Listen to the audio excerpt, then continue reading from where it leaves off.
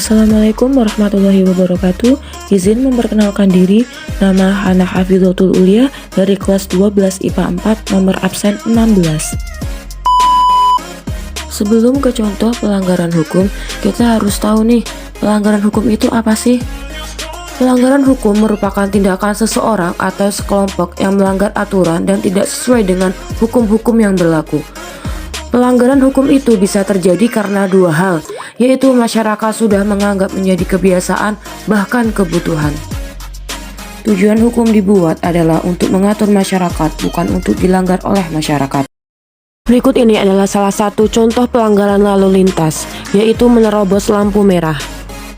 Lampu merah merupakan pelanggaran lalu lintas yang masih sering dilakukan oleh para pengguna jalan hingga saat ini. Karena begitu seringnya, banyak orang yang kemudian menganggap sepele kebiasaan menerobos lampu merah. Menerobos lampu merah itu termasuk tindakan yang dapat membahayakan diri sendiri dan orang lain.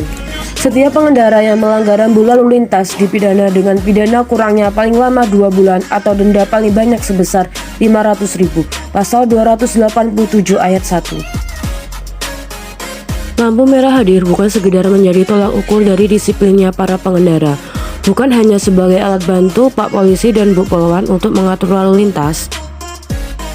Namun, lampu merah hadir untuk menghindari hambatan terhadap adanya perbedaan arus jalan dan juga untuk mengurangi tingkat kecelakaan akibat tabrakan karena perbedaan arus jalan tersebut.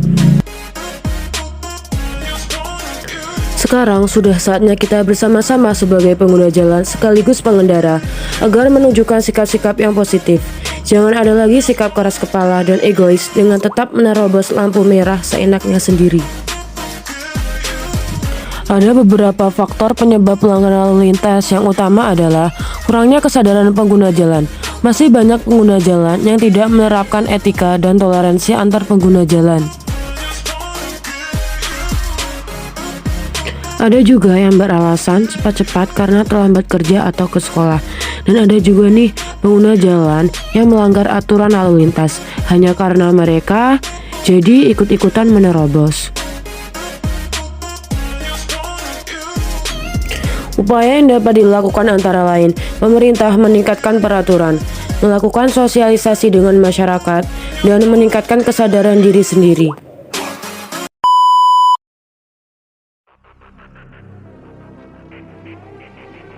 Sahabat otomotif kompas.com, tidak semua pelanggaran lalu lintas mesti ditilang. Penegak hukum dengan tilang merupakan upaya terakhir dalam membentuk karakter disiplin berlalu lintas.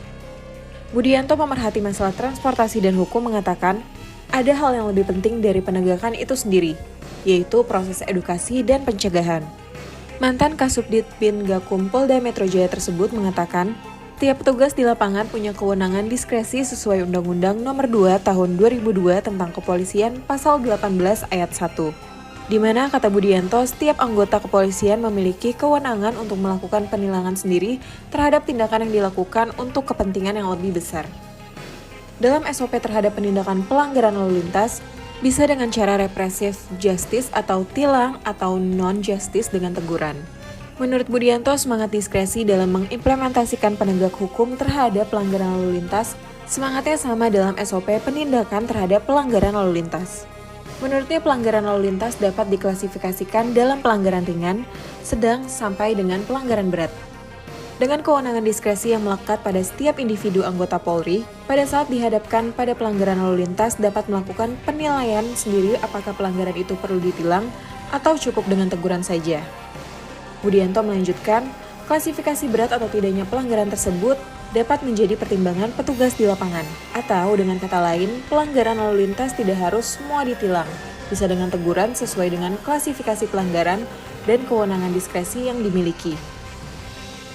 Di sisi lain, kata Budianto, membangun karakter disiplin berlalu lintas diperlukan langkah-langkah yang stimulan dari mulai edukasi, pencegahan, dan penegakan hukum. Apabila langkah penegakan hukum menjadi hal utama, akan dapat memberikan kesan yang kurang baik dan kurang simpatik masyarakat terhadap aparat penegak hukum. Menurutnya menjadi tanggung jawab bersama, termasuk peran serta masyarakat seperti yang diamanahkan dalam Pasal 256 Undang-Undang Lalu Lintas dan Angkutan Jalan tentang peran dan partisipasi masyarakat. Akhir video, tetap hati-hati saat menggunakan motor dan patuhi rambu-rambu lalu lintas. Terima kasih. Wassalamualaikum warahmatullahi wabarakatuh.